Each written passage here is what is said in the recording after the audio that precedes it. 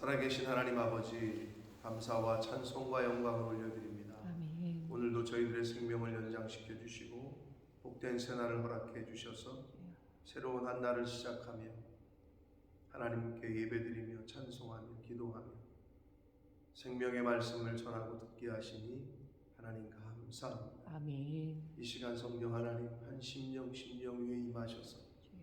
하나님의 말씀이 선포될 때에 또 하나님의 말씀을 들을 때에 저희들의 귀를 열고 마음의 문을 열어 하나님의 말씀으로 잘 듣고 잘 받는 시간 되게 하셔서 아멘. 그 말씀이 오늘 하루를 이끌어가고 아멘. 그 말씀이 오늘 하루 저희들의 생각을 주장하시고 아멘. 그 말씀이 오늘 저희들의 손과 발을 행동을 이끄시고 주장하는 그러한 오늘 한 날이 되도록 주여. 성령 하나님 함께하여 주옵소서. 아멘. 예수 그리스도 이름으로 축복하며 기도 올리옵나이다. 아멘. 아멘. 자, 훈계와 징계에 대한 그리고 자녀 교육에 대한 이야기가 19장 후반부에 좀 나타나고 있습니다. 그리고 악인과 의인의 정의로운 삶, 그리고 거짓된 삶, 그리고 악인에게는 심판과 채찍이 준비되어 있을 거다. 뭐 이러한 주제가 나오고 있는데 한 절씩 보시면서 오늘 길지 않으니까 그러나 아주 또 우리가 가슴 깊이 새겨야 될 말씀들이 많이 있습니다. 한 절씩 보시면서 함께 은혜를 나누도록 하겠습니다. 18절입니다. 내가 내 아들에게 희망이 있은즉 그를 징계하되 죽일 마음 두지 말지니라. 이게 이 말씀을 아마 불과 10년, 20년만 읽었어도, 즉 여러분들이 젊었을 때 읽었으면 이건 좀 이상 어떻게 이런 표현을 썼을까? 아니 어떻게 부모가 자식을 죽일 마음을 가질까? 그래 썼을 거예요. 불과 한 20년 전, 30년 전만 해도. 근데 오늘날에는 끄덕여지는 고개가 무슨 말이냐? 자녀들에게 희망을 갖죠, 부모들이. 예를 들어서 자기가 이루지 못한 꿈을 자녀가 이뤄주길 원하고, 자기가 못다한 것들을 자녀가 좀 해줬으면 좋겠고, 뭐 이러한 소망을, 희망을 품죠. 자, 그런데 자녀를 징계한단 말이에요. 징계하는데 죽일 마음을 두지 마라. 아니 어떤 부모가 그런 부모가 있죠, 요즘 많이. 부모가 자식을 때려 죽이고 굶어 죽이고 너무 많아요. 요즘은 그냥 비일비재해요. 어떻게 그럴 수 있을까 하는데 그렇다니까. 그런 시대가 왔다니까. 근데 율법을 하나님이 주실 때 십계명을 비롯한 창세기, 출애굽기에 보면, 출애굽기, 레위기, 이 모세오경에 보면 이런 말씀이 굉장히 많은데, 부모를 저주하는 자는 뭐 반드시 죽여라, 이런 어떤 윤리 도덕적인 측면에서의 강조하시는 말씀이 많은데, 아니 어떻게 부모가 자식을, 근데 하나님은 이미 알고 계셨던 거지, 우리 인간의 악함을. 네? 요즘은 뭐 가족 간에 이런 일들이 너무 많이 벌어지고 있습니다. 알고 계셨던 거지. 근데 이게 무슨 말입니까? 징계하되 죽일 마음을 두지 말라. 이게 감정적으로 하지 말라는 거예요. 여러분, 사랑의 매와 내 성질에 못 이겨가지고 때리는 건 달라요. 뭐 학교 다닐 때 맞아보신 분들이 있는지 모르지만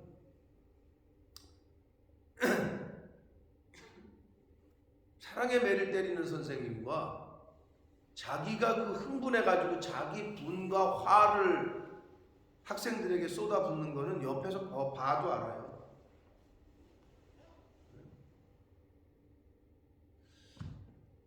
또 문화 차이가 느껴지려나? 김경희 씨 학교 다닐 때 맞아봤어요? 김현숙 선생님 맞아봤어요? 안 맞아봤어요? 화성에서 온 여자, 금성에서 온 남자 뭐 이건가? 아니 다른 애들은 맞았어도 권사님은 안 아니 그러니까 말은 본인이 안 맞았다고 만 거를 보긴 했는데 보긴 하셨어요? 권사님은 맞아본 적이 없어요? 범생이셨나 보네. 하긴 그럴 수 있죠. 지각 한번 안 하고 준비물 안 빠뜨리고 숙제 잘해가고 시험 잘 보면 뭐 그러잖아. 우리는 수학 선생님이 예를 들어서 야 70점 밑으로는 70점 밑으로 뭐 1점에 한 대씩이야 아니면 한 문제당 한 대씩이야 뭐 이런 거 많았잖아요. 뭐 그런 건 그렇다고 쳐. 근데 가끔은 저도 야 이건 너무하다. 저가 기억에 남는 장면은 삽으로 때려. 삽으로 삽자루로 남자애들 남학교에서. 그럼 이제 하는 말이 꼭 그래. 너 움직이지 마. 왜? 움직이면 허리를 맞으니까. 이렇게 때리는데 엉덩이를 때리는데 움직이면 허리를 맞으면 이제 다치니까 이제 그 말이 더 무섭지. 근데 이제 자기 분에 못 이겨봐요. 또 이렇게 아프다고 막 이래야 되는데 어떤 애는 오기가 있어가지고 그래 너 때려라. 움직이지도 않는 애가 있어. 악소리도 안 내고. 그러면 선생님들이 어떤 줄 알아요? 더 열이 나. 그게 사람이 그런가 봐. 딱 버티고 있는 애들 있어. 약간 좀 노는 애들, 저 뒤쪽에 앉은 애들. 그러면은 이 악물고 그냥 아무 소리도 안 내, 움직이지도 않고. 그러면 이게 더 열이 받나 봐, 선생님. 어쭈 이거 봐라, 끄떡을 하네. 그거는 양반이지. 손으로 때리는 거. 여자들도 싸대기 때리나? 그래요? 와 이때잖아요. 김군수 사장님 학교 다닐 때 그런 거 못 맞아보진 않았겠지만 보지도 못했어요. 맞아본 적 있어요? 아니 싸대기. 아니 싸대기 맞는 거 보신 적 있어요? 역시 서울은 역시 교양 있는 도시였나 보다. 우리는요, 뭐 저는 남학교였으니까. 근데 여자 학교에도 맞았다 그러는데 싸대기를 때리면 나와 너. 근데 여기서 때리기 시작하잖아. 한 바퀴 돌아. 진짜 턱 치면 절로 가잖아. 일로 와. 턱 치고 절로 가. 옛날에는 왜? 근데 딱 보면 그게 감정이야. 자기 분을 못 이겨. 보면 사랑의 매를 때리는 거하고는 전혀 달라요. 근데 인간이 그래. 근데 중요한 건 뭐냐? 자기 자식을 훈계하는데도 그 감정이 올라오잖아요. 분과 화가 올라오잖아요. 이미 이성을 잃어요. 한참 한국의 그 저기를 일으켰던 그 애기 누구지? 정인이 사건 들어보셨어요? 그 요만한 애가 온몸에 골절이 뼈가 부러진 데가 수십 군데였대잖아요. 그렇게 악한 거예요, 인간이. 거긴 양모였죠? 입양한. 아무튼 어떻게 그렇게 근데 잔인할 수 있을까? 여기 배 속에 내장이 파열되고 발로 차고 그래가지고 요만한 애를. 근데 여기 이 말씀이 옛날의 분들은 아니 무슨 부모가 죽일 마음을 근데 요즘은 이해가 된다니까. 감정을 조절 못하잖아요. 주의 교양과 훈계로 양육하라 그러셨거든. 그러면 그게 하나님의 말씀으로 양육하고 기도로 그리고 매를 들어도 초다를 치라 그랬으니까 딱 자기가 감정을 억제하고 그렇게 그 훈계하듯이 초다를 치는 것과 자기 감정에 못 이겨가지고 자기 분에 못 이겨가지고 때리는 거는 차원이 달라. 근데 죽일 마음을 갖고 때리는 부모들이 생긴다는 거죠. 죽일 마음, 이래다 죽겠구나. 오늘날에는 고개가 끄덕여지는 말씀이 돼버렸단 말이에요. 근데 이건 누구도 그렇습니다. 저는 그런 적 없는데 그러나 밑바닥 저변에 인간에게는 그런 그 죄성이 있다라는 거예요. 그걸 조심해야 돼요. 성경은 이미 우리 너무나도 잘 알고 있는 거예요. 절대로 감정적으로 하지 말아라 라고 말씀합니다. 노하기를 맹렬히 하는 자. 성경에는 우리가 어저께도 그랬고 계속해서 노하기를 더디하는 자가 지혜로운 자라고 그랬는데, 노하기를 맹렬히 하는 자, 이거는 쉽게 분을 내고 그냥 쉽게 화를 내는 자들, 맹렬히 하는 자는 벌을 받을 것이다 라고 말씀합니다. 그런데 그 뒤에 말씀은 이게 좀 저도 고민이 되더라고요. 내가 그를 건져주면, 여기서 그가 누구예요? 노하기를 쉽게 하는 사람. 예를 들어 교회 공동체에서 화를 자주 내고 노하기를 자주 하는 사람은 교회 공동체를 분열시키죠. 그런데 여기서 그를 건져주면 라고 얘기해요. 그럼 이제 목사 입장에서는 가서 권면하고 왜 화났냐, 왜 삐졌냐, 이걸 또 가서 얘기하고, 이게 이제 해야 될 입장인데, 근데 여기서 그를 건져주면, 그렇게 해서 다시 회복을 시키잖아. 다시 공동체 일원으로 데리고 오잖아요. 그럼 뭐라 그래요? 거기 성경에서 다시 그런 일이 생길 것이다. 또 그런다는 거예요. 그러니까 이게 이제 이거를 가서 책망을 해야 될 거냐, 훈계를 해야 될 거냐, 덮고 넘어가야 될 거냐, 아니면 그냥 이렇게 맞춰줘가지고 마음을 풀어줘가지고 다시 조인을 시킬 거냐, 아니면 교회법에도 징계와 출교를 명할 수 있습니다. 출교. 옛날에도 그랬고, 성경에서도 그랬고, 오늘날 교회법에도 출교를 명한다. 근데 사실 그런 권면과 징계를 일반 성도들에게 적용시키는 교회는 별로 못 봤고요. 가끔 이제 목회자들이 무슨 이제 사회적인 무리를 일으키거나 그러면 교단에서 출교를 명하죠. 또는 면직, 뭐 이런 게 있답니다. 근데 이제 목사 입장에서는 그거를 내리기가 어려워요. 그런 명령을 내리기가. 권면해, 안 들어. 가서 또 해, 안 들어. 출교, 당신 교회 나오지 말아라, 이거거든. 근데 그러기가 쉽지 않다는 거지. 그런데 성경이 뭐라고 그랬느냐? 그를 건져주면 다시 그런 일이 있을 거다. 어떻게 하는 누구를? 노하기를 맹렬히 하는 자.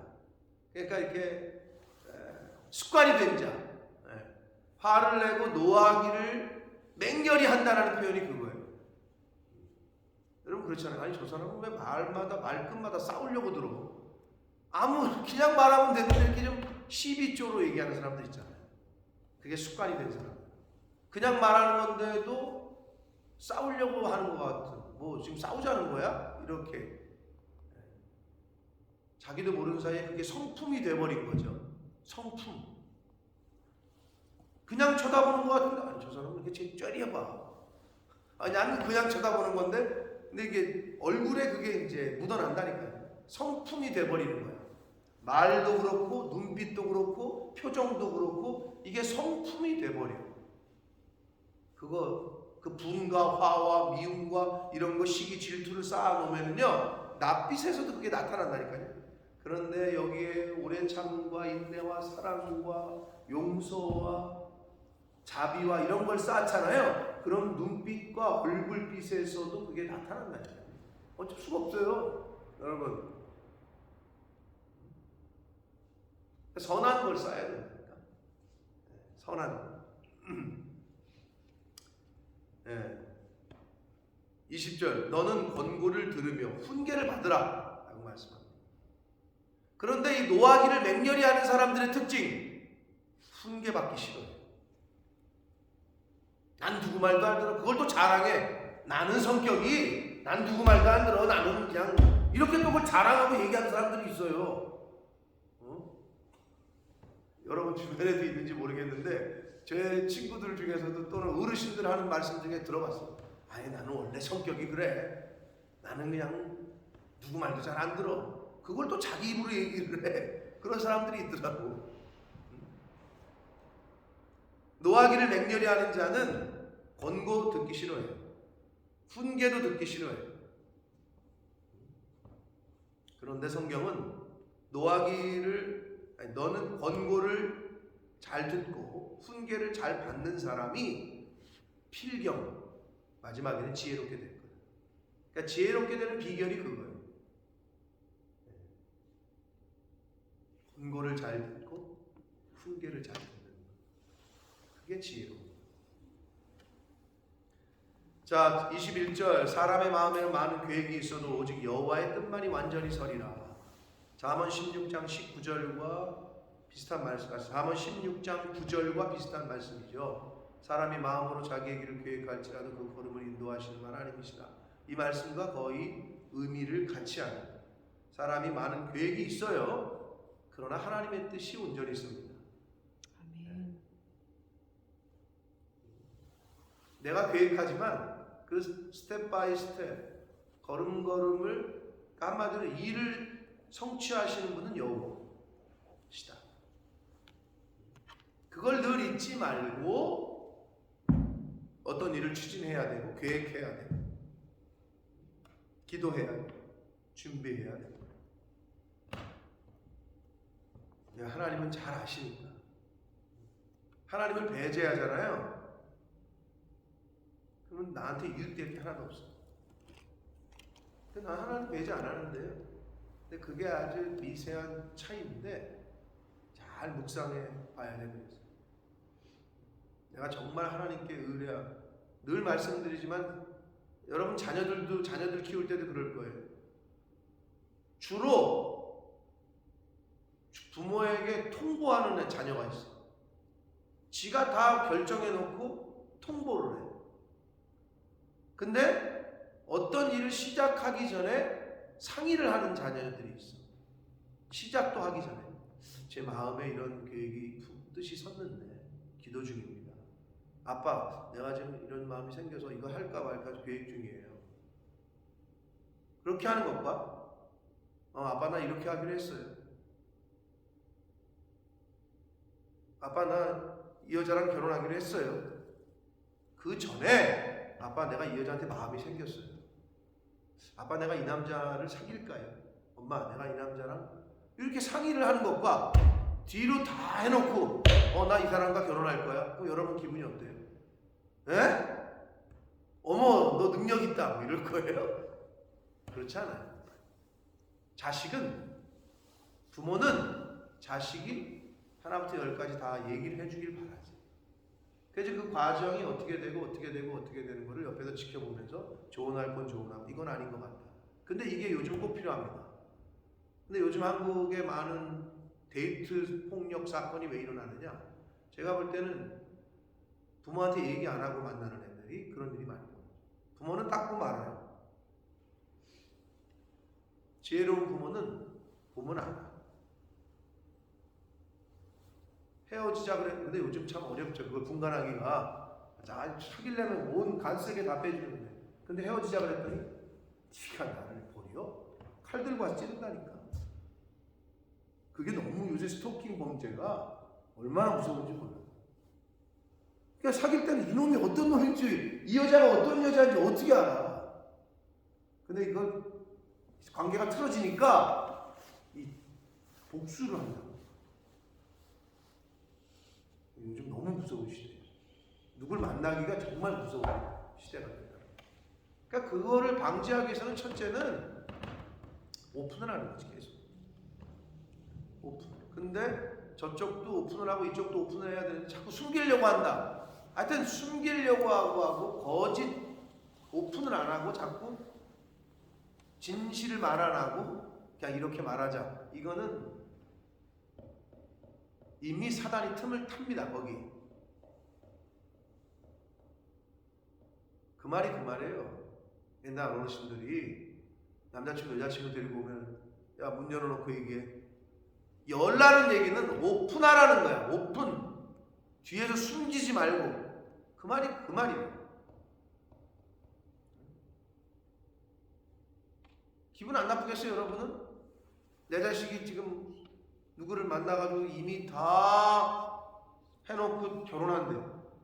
부모는 어떤 여자를 만나는지, 어떤 남자를 만나는지도 몰라.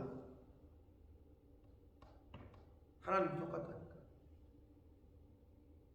계획이 있잖아요. 그 계획부터 오픈을 하는 거예요. 하나님 제 마음에 이런 마음을 주셨는데 내 마음이 하나님 주신 마음인지 하나님, 내가 이거를 품고 기도하고 진행시켜도 되는지 이 계획을 하나님께 계속 상의를 하는 거지. 상의. 통보가 아니라. 이게 미세한 차이가 있어요. 그래야 하나님이 그 경영을 이끌어 가시는 거예요. 경영하시는 분이 하나님이십니다. 22절, 사람은 자기의 인자함으로 남에게 사모함을 받는다. 그렇죠. 아니, 인자와 사랑을 베풀어 주는데 사람들이 싫어하는 사람들이 어디 있어요? 근데 싫어하는 사람도 있어요. 잘해주면 부담스러워요. 근데 옛말에 이런 말이 있습니다. 사랑을 받아보지 못한 사람은 사랑할 줄도 모릅니다. 저 사람이 왜 나한테 자꾸 이렇게 도움을 주고, 저 사람이 나한테 왜 이렇게 뭘 갖다 주고 막 도와주려고 그러지? 그거 자체가 싫은 사람들이 있어요. 왜? 그냥 개인주의로 살았고, 나는 주지도 않고 받지도 않아, 이런 사람들 있죠? 죄송하지만 그거는 자라온 과정에 그래 본 적이 없는 거예요.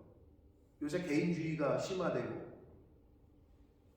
나도 안 주고 너도 주지 말고, 그냥 나는 나고 너는 너고, 이게 반성경적이에요. 네. 굉장히. 근데 인자를 많이 베풀면 보편적으로는 남에게 사모함을 남들이 좋아하죠. 늘 얘기하지만 밥 잘 사주는 사람 주변에 사람이 모이지, 절대 그러지 않은 사람에게는, 자기만 아는 사람에게는 사람들이 잘 안 모입니다.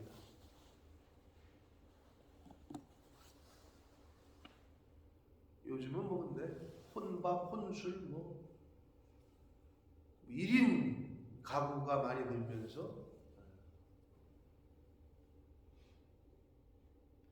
저도 제 기억에 혼자 어디 가서 식당에 가서 밥을 사 먹은 적이 별로 없는 것 같아요. 밥을 뭘 먹으면 누구랑 같이 가서 먹지. 근데 요즘 사람들은요, 그 같이 하는 거를 못 한다니까. 같이 하는 걸 힘들어요. 그래 본 적이 없는데. 자, 인자를 베풀면 남들에게 사모함을 받습니다. 그러면서 가난한 자는 거짓말하는 자보다 낫다 이러시잖아요. 가난한 자의 반대가 정직한 자, 그리고 거짓말하는 자의 반대가 정직한 자. 가난한 자의 반대가 부자일 텐데, 가난한 자는 거짓말하는 자보다 낫다 이렇게 대꾸를 시켰어요. 이게 뭘 의미하느냐? 이 세상에서는 가난한 자는 거짓말해서 부자 된 사람보다 낫다라고 얘기하는 거예요. 이 세상에서는 거짓말하면 돈 법니다. 이 세상에서는. 근데 정직하면 보편적으로 돈을 벌기가 어렵습니다. 이 세상이 그래. 그래서 여기서 가난하다는 건 정직한 걸 말해요. 사실. 그리고 거짓말하는 자라는 거는 가난한 자와 왜 대꾸를 시켰다고요? 부자를 말하는 거예요. 거짓말해서 부자 되는 것보다 정직하게 해서 가난한 게 낫다라고 성경은 교훈하고 있는 거예요. 그래서 그렇게 대꾸를 시켰습니다. 23절, 여호와를 경외하는 것은 성경에 계속 나오는 자문에 사람으로 생명에 이르게 하는 것이라 라고 말씀합니다. 경외하는 자는 족하게 지내고 재앙을 당하지 아니하리라. 14장 27절 우리가 지나왔는데, 잠언 14장 27절에는 이렇게 표현했어요. 여호와를 경외하는 것은 생명의 셈이니 사망의 그물에서 벗어난다. 같은 맥락입니다. 여호와를 경외하는 것은 사람으로 생명에 이른다. 생명의 셈이다. 여호와를 경외하는 자는 족하게 지내고 재앙을 당하지 아니한다. 사망에서 벗어난다. 같은 교훈이죠. 14장 27절. 그러니까 하나님을 경외하며 사는 것이 생명에 이르는 거고, 족하게 지내고 재앙을 당하지 않는다.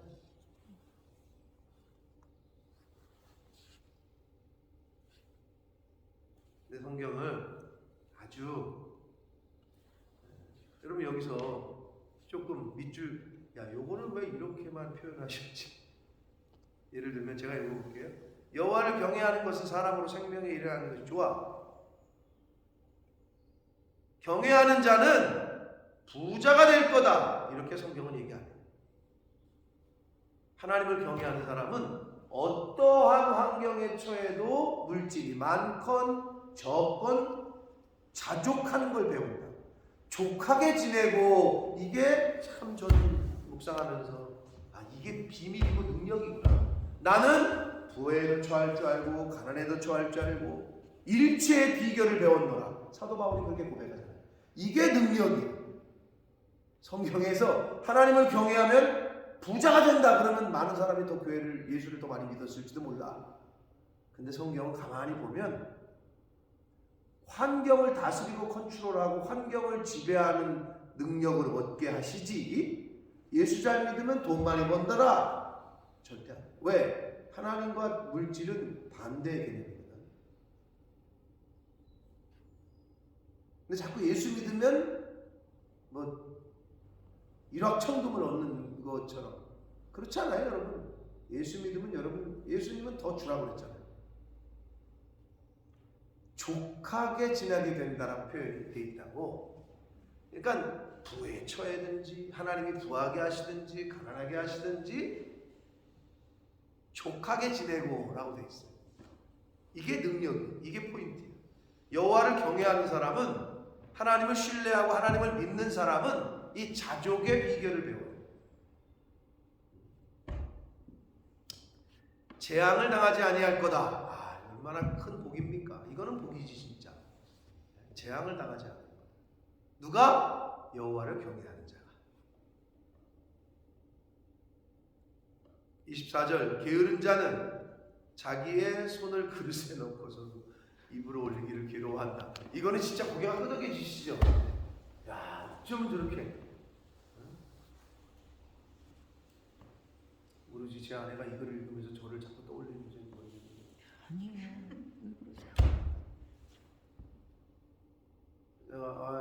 가끔 제가 이제 제 아내를 약간 놀릴 겸 이제 저기 할 겸, 제 아내가 저한테 말 안 하고 우유를 뭐 시리얼 이렇게 먹잖아요. 그러면 나도 우유 목마르다. 내가 이렇게 그래 그 앞에서 우유 저기 있어 갖다 먹어 막 그래. 그럼 내가 가만히 있지. 그럼 또 제 아내는 성격이 가만히 엉덩이를 띄고 자기가 일어나서 나한테 갖다 줘.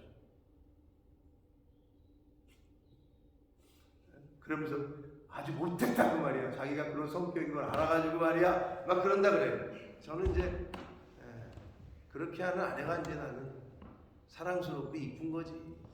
물론 뭐 제가 문 열고 뭘 또 빵 터져 그래. 내가 문 열고 가서 끓여 먹을 수 있지. 근데 아마 제 아내도 이제 안 해줄 거야. 그럼 제가 해줘야지 이제.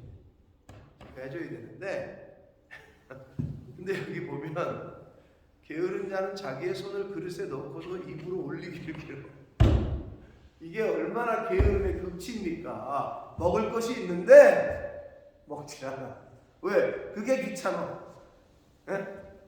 그게 귀찮아서. 게으른. 그래서 뭐라 그랬어요? 옛날에 모는 나라님도 못 고친다고? 네. 근데 이게 가난이라기보다는 게으른 사람들 있죠. 다 해줬어. 다 해서 자립할 수 있게 다 줬어. 근데 망해. 근데 하질 않아. 다 해줬는데.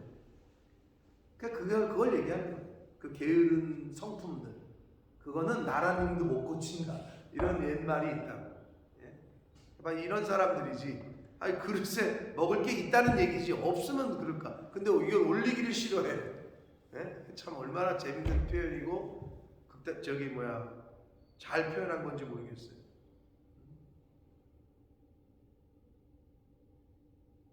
게으르면 줄여요.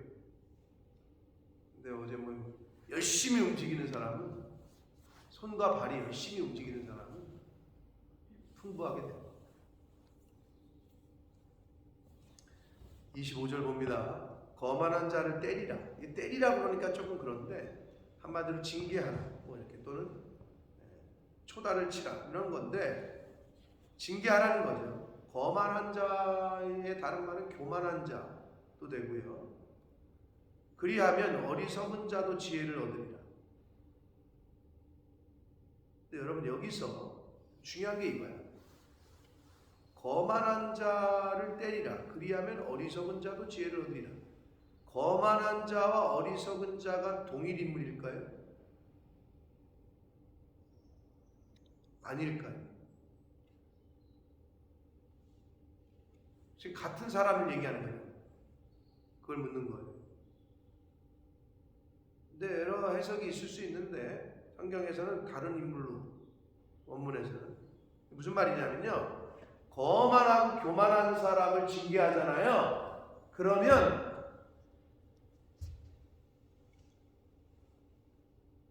지혜로운 사람은 징계를 받기 전에 사실 깨닫죠. 왜? 교훈과 훈계를 잘 들으니까. 그런데 매 맞기 전에, 한마디로 딱 보고 매 맞기 전에 돌이켜 하지 않고. 왜 집에서도 이렇게 눈치 빠른 자녀들 여러 명 있으면 부모님이 이상하다 그러면 빨리 눈치를 채고 저거 해야 되는데 멍 때리고 있다가 엄마 아버지한테 혼나고 그런 애들이 좀 있어요. 그렇게 눈치가 빠른 애가 있고 눈치가 없는 애가 있고 뭐 그렇잖아요. 교만한 자를 때리라. 그러면 어리석은 자가 뭐라고 되어 있어요? 지혜를 얻으리라. 이 말은 그렇게 거만하고 교만한 사람을 징계하면 지혜로운 사람은 그 전에 지혜를 얻지만 약간 어리숙한 사람도 저렇게 매를 맞네. 이거 돌이켜야 되겠다. 이렇게 된다는 거예요. 그러니까 왜 징계를 해야 되느냐? 다른 사람들이 보고 그 징계를 보고 돌이킬 수 있도록. 그런데 어떤 일이 벌어지냐? 공동체에서 아니, 저 집사가 저 사람이 그랬대. 근데 목사님이 아무 말을 안 해. 그럼 어떻게 될까요? 그래도 되는가 보다 라고 생각하는 거지. 무슨 말 이해가 되세요? 어떤 공동체를 와해시키는 어떤 행동을 했어. 그러면 당연히 그거를 책망을 해줘야 될 거 아니야, 누가.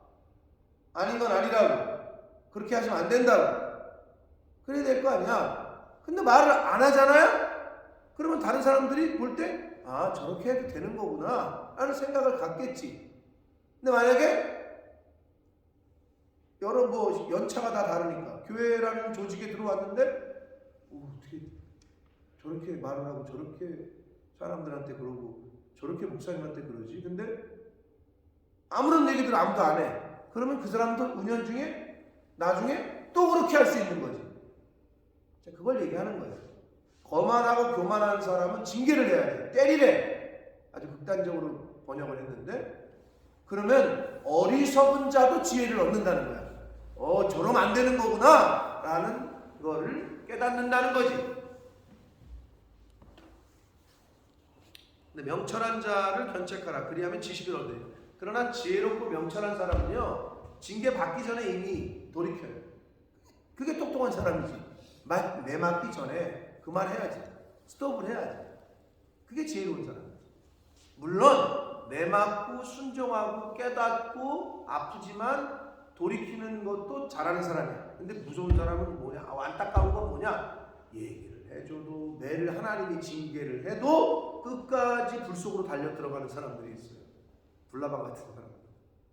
절로 가면 죽어. 근데 계속 킥보잉을 하는 사람.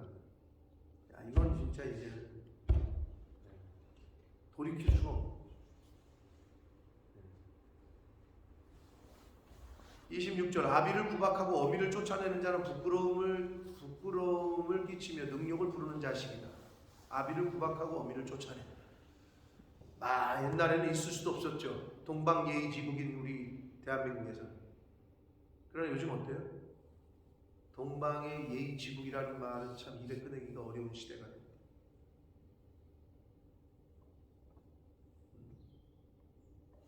아까도 말씀드렸습니다마는 잠언 30장 17절이라든지 레위기 20장 9절 같은 데 보면 부모를 때리는 게 아니라 저주하는 자는 반드시 죽이라.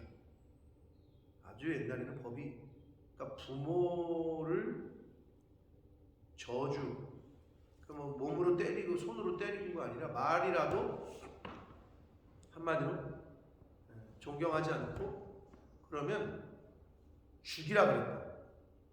하나님께서 그 당시 왜 그렇게 강하게 했겠느냐? 그게요 번져요, 퍼지고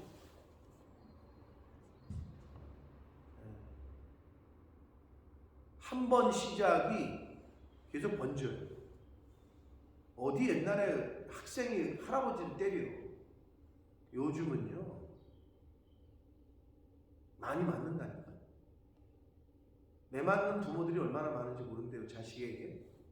그래서 길거리에서도 사회적으로 고등학생한테 맞는 노인네들이 얼마나 많은지 모르겠어요. 옛날에는 어서 듣도 보도 못한 뉴스들이었어. 근데 이만큼 계속 변화되고 있는 거지.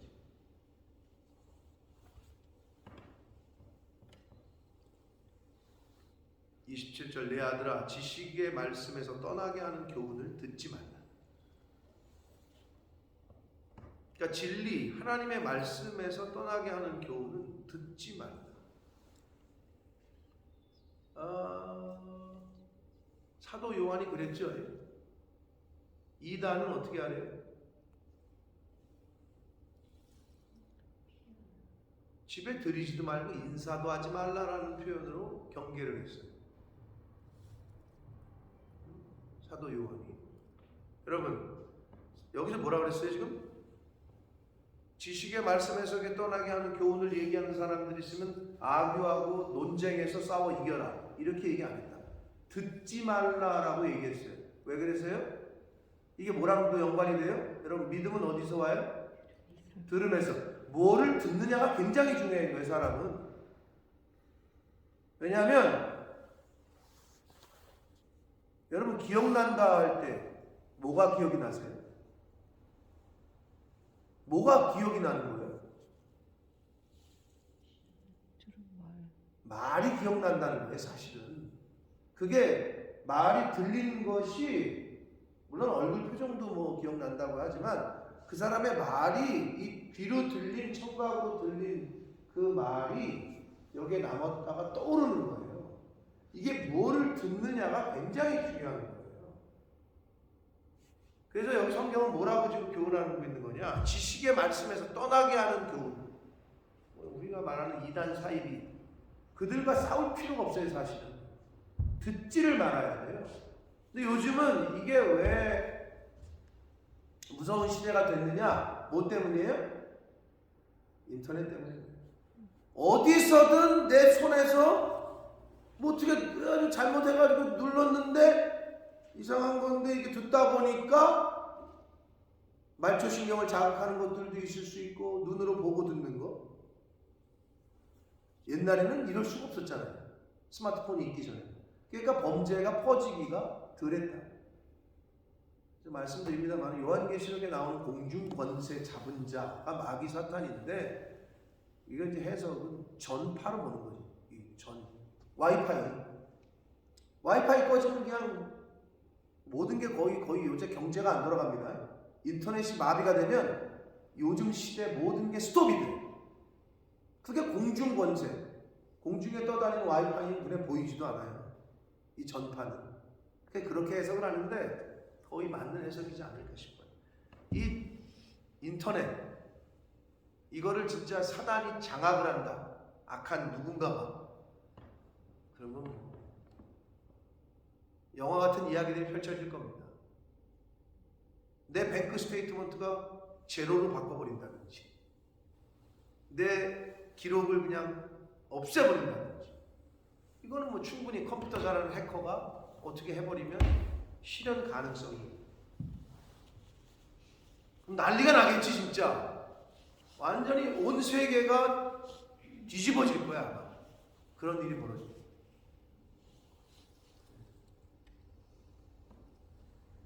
지식의 말씀에서 떠나게 하는 교훈은 보지도 말고 듣지도 말으셔야 돼요. 그래서 함부로 듣거나, 그러니까 옛날에는 뭐라고 얘기했냐? 옛날에는 여러분 이상한 기도원에 가지 마십시오. 꼭 담임 목사님에게 검증을 받고 가십시오 이랬거든. 근데 요즘 여러분 이상한 거는 클릭하지 마십시오 이렇게 바뀐 거지. 이제는 그냥 앉아서 보니까. 옛날에는 그럴 수가 없었잖아. 어디 뭐 칠보산 기도원, 어디 청계산 기도원 이렇게 가야 그분들의 뭐 말씀도 듣고 그랬는데 요즘은 앉아서 다 듣잖아. 전 세계에 있는 누구 거라도. 이게 함부로 그러니까 이 노출이 되면 혼란이 오는 거죠. 혼선이 오는 거죠. 아예 듣지를 말아야 된다. 지식의 말씀에서 떠나게 하는 경우. 28절 망령된 증인은 정의를 업신여기고 악인의 입은 죄악을 삼킨다. 거짓말하는 사람은요 당연히 진리를 업신여기죠. 그러니까 거짓말하는 거고요. 악인의 입은 죄악을 삼킨다. 그러니까 거짓말하고 망령이라는 게 이제 거짓말이라고 보시면 폐역, 망령 다 같은 말인데 악인의 입이라는 거죠. 그게. 악인이 말하는 건 결국 죄악을 내뱉는 말이고 죄악을 삼키는 거고.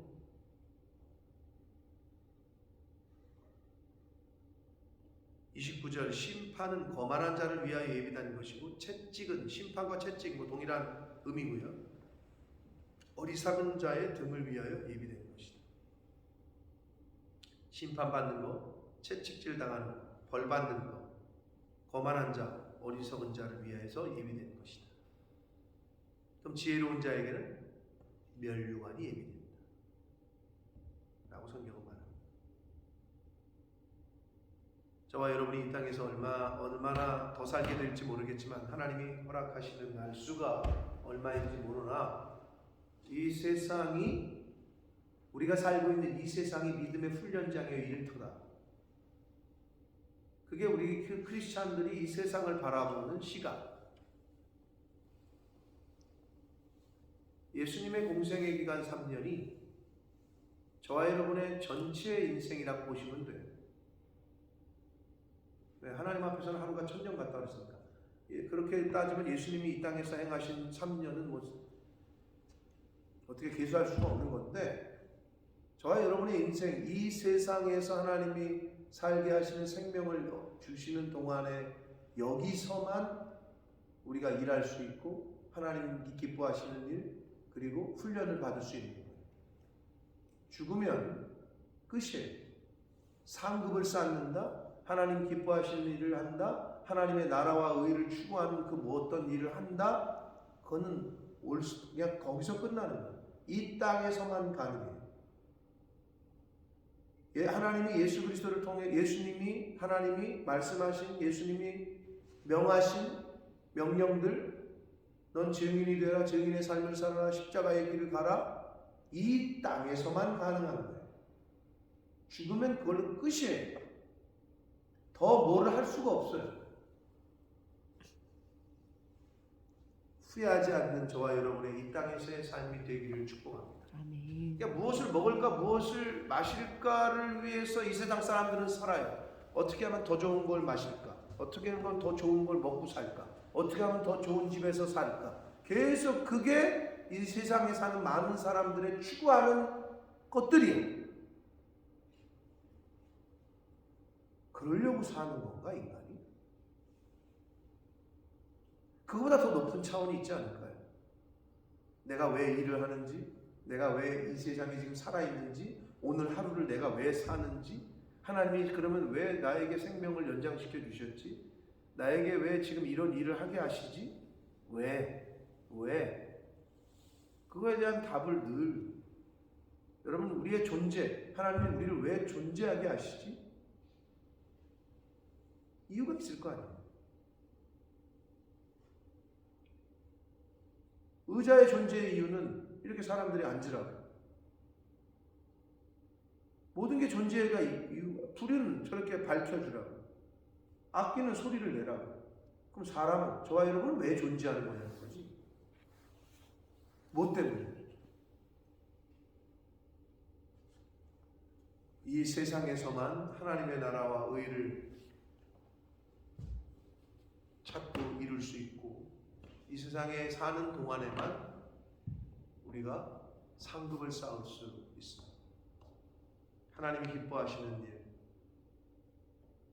하나님이 명하신 일들 잘 살아있는 동안에 지켜 행하는 저와 여러분이 되셔서 어리석고 거만한 자에게는 채찍이 그리고 징계가 심판이 예비되지만 하나님의 자녀된 저와 여러분들에게는 면류관이 예비됩니다. 면류관도 성경에는 여러 가지 면류관이 나옵니다. 금면류관, 영생의 면류관, 의의 면류관, 이런 여러 가지 면류관이 표현되고 있다는 것은 각 사람에게 주실 면류관이 다 다르다는 거예요. 그렇게 하나님의 나라를 침노하고 천국을 침노하는 자로서의 그렇게 바라보고 추구하고 하는 그러한 삶을 사시는 오늘이 되시고 하나님이 생명 주시는 날 동안까지 그렇게 내 존재의 이유를 바로 알고 나의 영적인 아이덴티티를 바로 알고 이 세상에 사시다가 하나님 앞에 서시는 저와 여러분 되시기를 예수 그리스도 이름으로 축복합니다. 아멘. 살아계신 하나님 아버지, 감사와 찬송과 영광을 올려드립니다. 아버지 하나님, 오늘도 새날 주시고 생명을 주셨습니다. 뭘 하라고 우리들의 생명을 연장시켜 주시고 무엇을 하라고 새날을 주셨는지 오늘 말씀을 통해서 다시 한번 또 깨닫게 하시니 감사합니다.